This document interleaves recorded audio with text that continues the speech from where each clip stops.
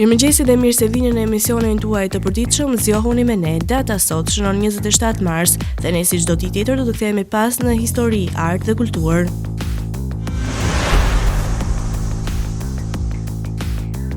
Të vëmë ngjarjet më të rëndësishme të datës 27 mars, do të kthehemi në vitin 1968. Një prej më të dhimbshme është vdekja e Yuri Gagarinit, njeriu të parë që preku hapësirën. Ai humbi jetën në një aksident ajror gjatë një fluturimi stërvitor, duke lënë pas një trashëgimi të jashtëzakonshme në botën e eksplorimit hapësinor.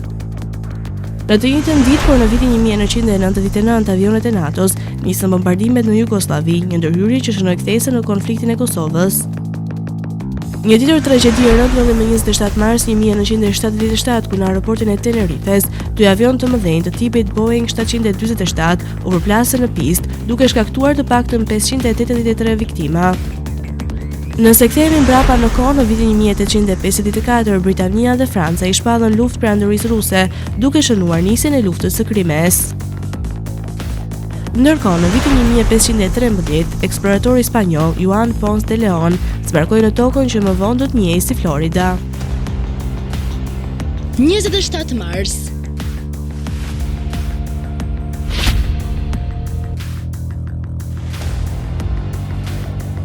Ngjarje. 1999, kriminalët serb u futën në ambientet e kompleksit memorial të lidhjes shqiptare të Prizrenit dhe me këtë rast e dogjën shtëpinë muze të lidhjes me rreth 11.000 eksponate historike.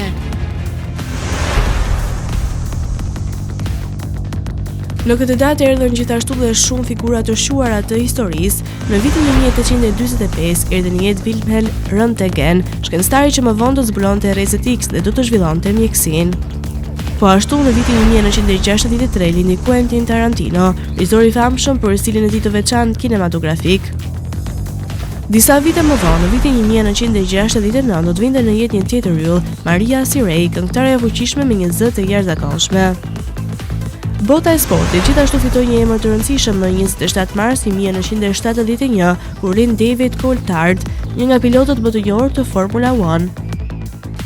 Ndërsa në vitin 1988 në botën e televizionit dhe filmit do të hynte Brenda Song, një këngëtare që u bë e njohur për brezat e rinj përmes serialeve të Disney Channel.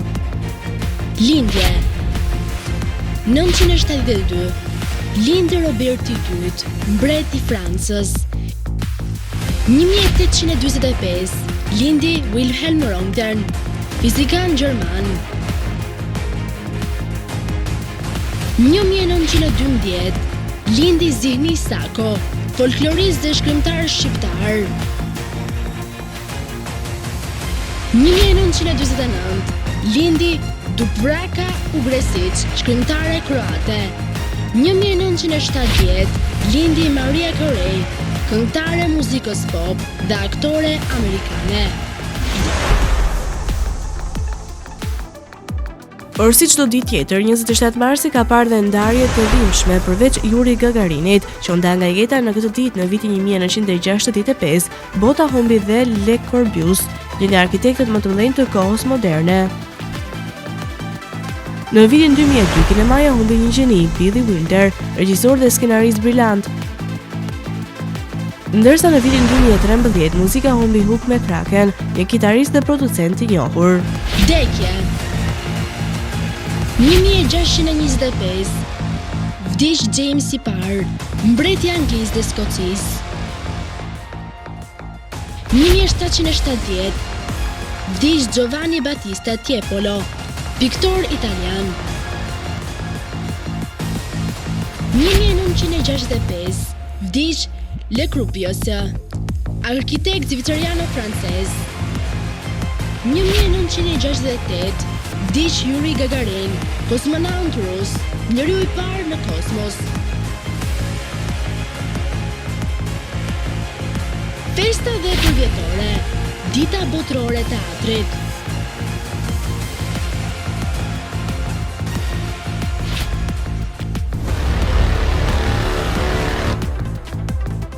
Tani u ftoj të gjishni rubrikën Ne dhe Shëndeti, e cila ka mjaft vlera ushqyese dhe një ndikim pozitiv në trupin ton.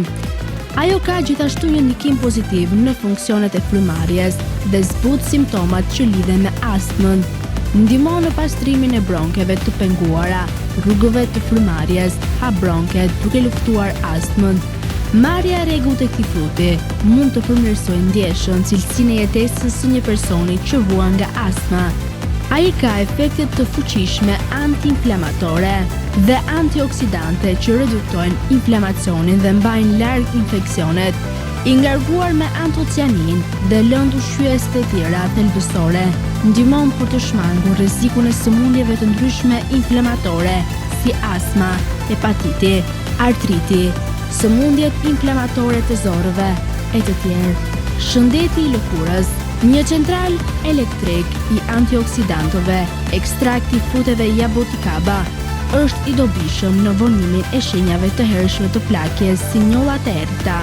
Ky frut egzotik ndihmon në rinovimin dhe hidratimin e qelizave të lëkurës, mbështet sintezën e kolagjenit që ndihmon në rritjen e elasticitetit të lëkurës dhe bën atë më të butë, ndërsa veti detoksifikuese dhe antimikrobike janë efektive në trajtimin e akneve. Promovon rritjen e flokëve. Ekstrakti jaboticaba është një ilaç natyral për rënjen e flokëve, i mbushur me sasi të bollshme të lëndëve ushqyese dhe komponimeve bimore. Ai forcon folikulat e flokëve, parandalon dhe rënjen e tyre. Parandalon kancerin. Fruti jaboticaba vlerësohet për aktivitetin e tij të fuqishëm antioksidues dhe antikancerogen. Fal dobisë së komponimeve fenolike, antocianinat dhe fitonutrientët e tjerë ndihmojnë në luftimin e radikaleve të lira, parandalojnë dëmtimin e qelizave dhe mutacionet e ADN-s. Rrit shëndetin e zemrës. Duke qenë se përmban antocianin dhe polifenole, ky frut ul rrezikun e sëmundjeve kardiovaskulare. Komponimet aktive bimore të pranishme në frutat jaboticaba ndihmojnë në menaxhimin e profilit të lipideve, zvoglojnë trigliceridet dhe nivelet e kolesterolit të keq në trup dhe rrit kolesterolin e mirë. Fruti jaboticaba përmban shumë vitamina esenciale të cilat ndihmojnë dhe luftojnë diaren. Mirësia e fibrave dietike në frutat jaboticaba ndihmon në rregullimin e florës së zorrëve dhe stimulon procesin e tretjes. Ai gjithashtu pengon toksinat të dëmshme nga zorët dhe parandalon dëmtimin e stomakut, forcon kockat. Jaboticaba e ngarkuar me kalcium, kalium dhe magnez është shumë e vlefshme për forcimin e kockave dhe ruajtjen e shëndetit të dhëmbëve. Këto minerale esenciale nxisin dënësinë minerale të kockave, mbështesin indin lidhës, i shmangin ato që do bëjnë të brishtë. Sot kam përzgjedhur portfolio e vlerave ushqyese të Chalta ose mollës elefant, e cila rritet gjërësisht në shkretët e tyre në Azisë Juglindore, në Indi, Nepal, Sri Lanka dhe Tajland, dhe jep përfitime të shkëlqyera për shëndetin, si parandalimi i sëmundjeve të veshkave, ngadalësimi i plakjes dhe ulja e presionit të gjakut. Fruti i madh, i zgjatur me ngjyrë të verdhë në të gjelbër, zhvillohet në stinat e vjeshtës dhe dimrit, midis tetorit dhe shkurtit. Chalta është një shkure me gjelbërim të përjetshëm, me pemë që shpesh rriten deri në lartësi prej 15 metrash. Ajo përmban shumë përbërës jetik. Ajo ka në thelb vitamin C, vitamin B kompleks, vitamin E, kalium, yndyrna të shëndetshme, aminoacide dhe proteina. Përveç kësaj janë të ulta në kolesterol, por më tepër, Chalta është e pasur me fitokimikate të dobishme, përkatësisht tianin, saponin, flavonoide, triterpenoid dhe fenolik, të cilët ofrojnë karakteristika të fuqishme, antikancerogene, antibakteriale dhe antioksidante. Trajton simptomat e hipertensionit. Chalta, duke qenë natyrisht e ulët në kolesterol, përveç se ka mjaft kalium, është një ilaç ideal për ata që vuajnë nga hipertensioni. Ngrënia një pjesë të vogël të frutave Chalta me vakte ul ndjeshëm presionin e lartë të gjakut, rregullon rrahjet e zemrës, duke promovuar kështu shëndetin e zemrës dhe shërben si një kardiotonik i fuqishëm. Rinovon lëkurën. Një thesar i 3 antioksidantëve, vitaminës C, vitaminës E, flavonoidet, frutat Chalta lehtësojnë sintezën e kolagjenit, për të ruajtur elasticitetin e lëkurës. Të pasura me kalori, vitaminat të kompleksit B, proteina dhe yndyrna të shëndetshme, mollot e elefantit ose çallta sigurojnë nivele të larta energjie për të mbajtur metabolizëm të mirë, funksione të ngritura të trurit, si dhe qëndrueshmëri të shtuar për aktivitete të ndryshme fizike. Kuron çrregullimet e veshkave. Vetëm disa feta të një molle të pjekur elefanti ose lëng frutash çallta në mëngjes është një pije fantastike detoksike për të pastruar trupin nga brenda dhe një mënyrë e shkëlqyer për të larguar toksinat e grumbulluara për shkak të antioksidantëve të shumë të fuqishëm. Kjo mundëson funksionimin e qetë të veshkave duke hequr radikalet e lira të dëmshme dhe duke i mbrojtur ato nga sëmundjet. Një mori fitonutrientësh në frutat çallta duke përfshirë sterolet, saponinat dhe taninën, përmbajnë veti të spikatura modeluese të neurotransmetuesve, të cilat rregullojnë sinjalizimin neuronal në tru dhe normalizojnë funksionimin e sistemit nervor qendror, gjë që ndikon në përmirësimin e kujtesës. Përmirëson shikimin. Frutat e pjekura të çalltas, të cilat shfaqin një shije të veçantë të thartë, janë të pasura me vitamin A, si dhe me antioksidant, karotenoid, lutein dhe zeanktin. Këto lëndë ushqyese forcojnë retinën për vizion të qartë dhe të mpret, përveç se nxisin zhvillimin e shëndetshëm të indeve optike. Për më tepër, grupi i madh i përbërjeve antiinflamatore në mollën e elefantit ndihmojnë në parandalimin e çrregullimeve vizuale të kataraktit, degenerimit makular të lidhur me moshën në pleqëri dhe ruajnë shëndetin e syve. Ekstraktet levores dhe frutat e mollës së elefantit nxjerrin nektar viskoz, domethënë element rreshir që përmban sasi të bollshme tianine, një fitonutrient i fuqishëm. Derivatet e acidit tanik kanë veti spektakolare antidiare, të cilat ndihmojnë në ngadalësimin e peristalikës së zorëve ose lëvizjen e trupave të ngurtë. Qetëson dhimbjen e fytit, të mbushura me sasi të mëdha të përbërësve antimikrobik dhe antioksidant. Frutat çallta bëjnë mrekulli në zbutjen e ankesave të zakonshme të frymarrjes, kollës, të ftohtit dhe dhimbjeve të fytit.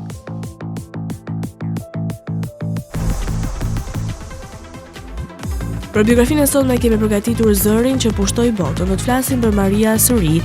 Një ditë pranvere për 27 mars 1969 në qytetin e vogël Huntington të New Yorkut, lindi një vajzë që më vonë do të bëhej një nga artistët më të mëdha të gjithë kohërave. Maria Curie, me një zë të jashtëzakonshëm dhe një diapazion vokal prej 5 oktavash, u bë një ikonë e muzikës pop, duke shkruar historinë e saj në industrinë e muzikës. Maria erdhi në jetë një familje të përzierë etnike. Babai i saj ishte me origjinë afrikano-amerikane dhe venezueliane, ndërsa nëna e saj, Patricia, ishte një këngëtare operistike me rrënjë irlandeze. Që në vogëli ajo tregoi një talent të jashtëzakonshëm për muzikën, por fëmijëria e saj nuk ishte e lehtë. Prindërit e saj u divorcuan kur ajo ishte ende vogël dhe përballja me diskriminimin racor dhe vështirësitë financiare ndikuan thellë në jetën e saj. Pavarësisht sfidave, Maria gjeti ngushëllim te muzika. Nëna e saj, duke vënë re talentin e së bijës, e inkurajoi të zhvillonte aftësitë vokale dhe mësoi ta përdorte zërin në mënyra të jashtëzakonshme. Ndërkohë, ajo nisi të shkruante këngë dhe të ëndërronte për një karrierë të madhe.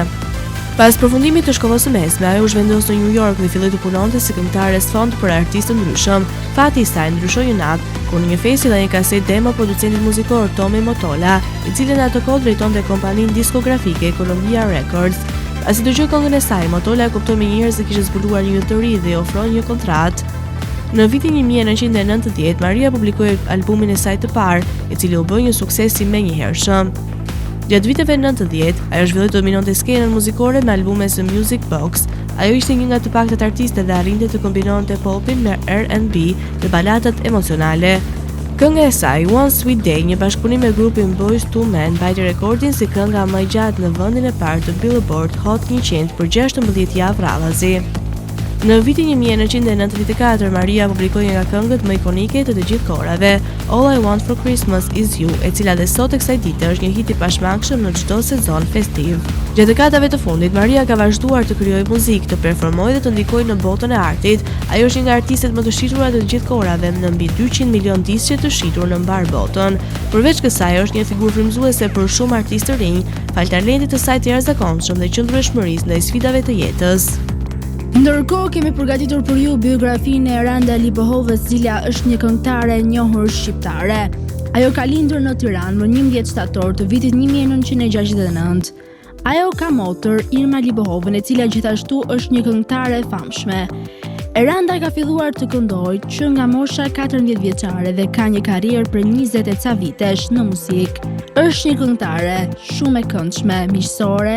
Ka realizuar mbi 10 albume, të cilët kanë pasur rëndësinë e tyre. Më pas, Eranda filloi karrierën e saj si soliste me shumë sukses.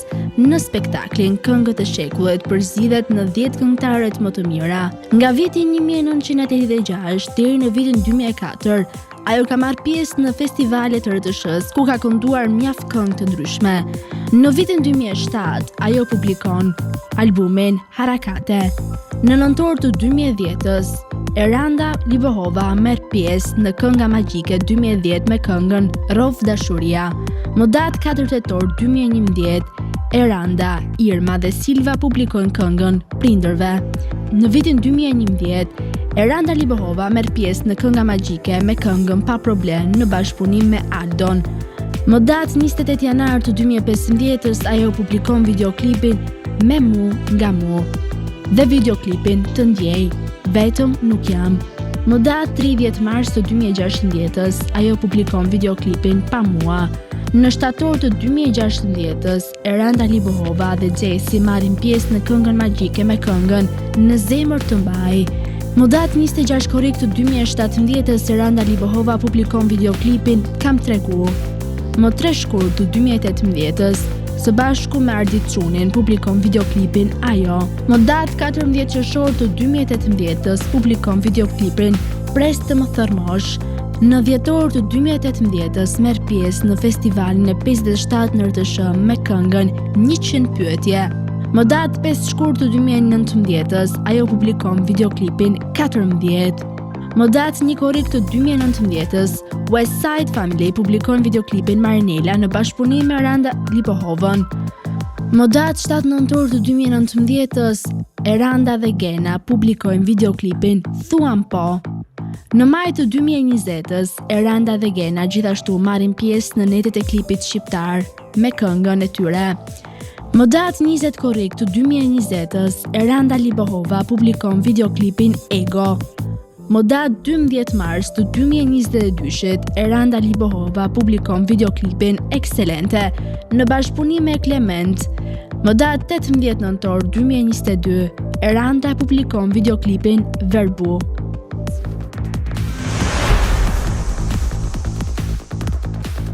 Do të vijmë me rubrikën kuriozitete dhe sot do flasim për bimët që rritet më shpejt nga të gjithë. Bambuja është nga bimët më të jashtëzakonshme në botë, jo vetëm për bukurinë e saj estetike dhe përdorimet e shumta, por edhe për ritmin e saj manitës të rritjes.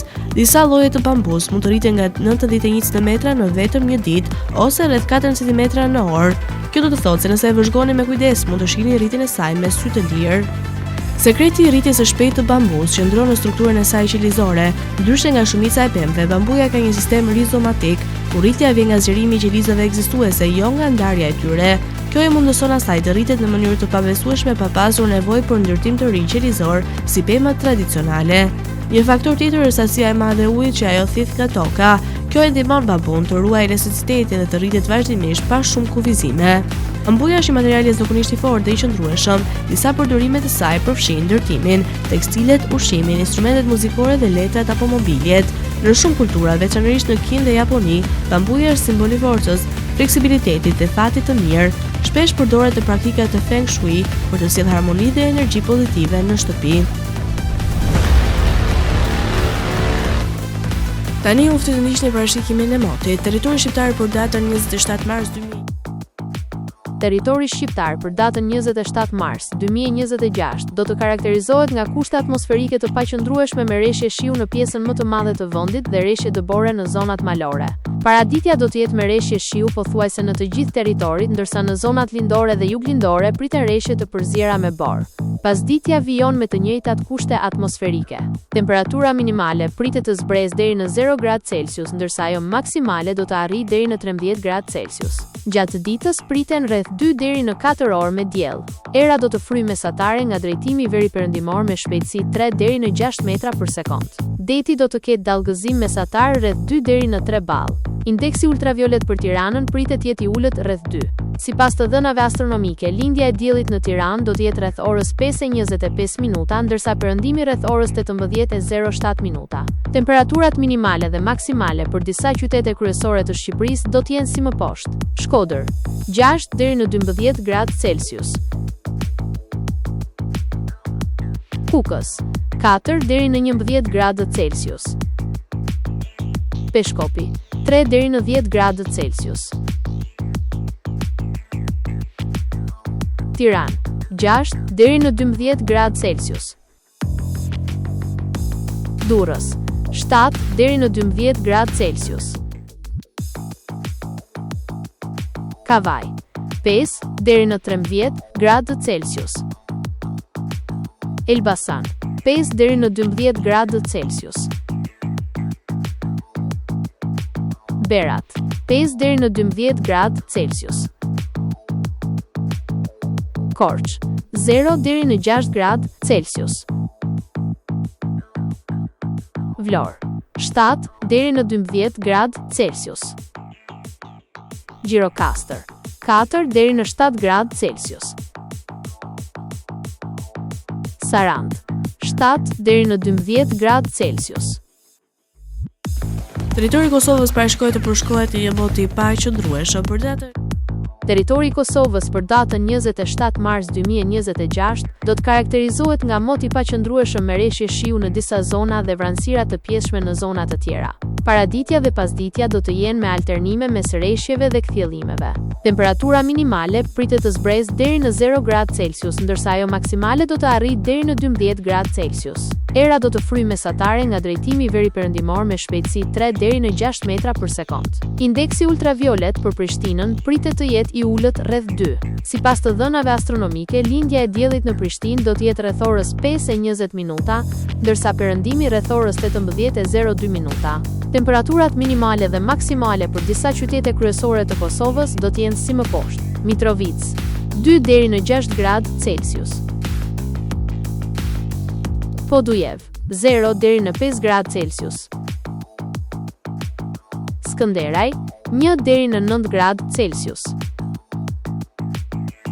Pej, 3 deri në 8 gradë Celsius. Prishtinë, 1 deri në 5 gradë Celsius. Gjakov, 3 deri në 12 gradë Celsius. Malishev, 2 deri në 11 gradë Celsius. Gjilan, 1 deri në 8 gradë Celsius. Ferizaj, 1 deri në 7 gradë Celsius. Kaçanik, 2 deri në 6 gradë Celsius. Suharek, 2 deri në 11 gradë Celsius. Prizren, 2 deri në 9 gradë Celsius. Të nderuar teleshikues, kemi arritur në fund të emisionit edhe për ditën e sotme. Bashkë do të rishim nesër deri atëherë, ne do ta takoshim.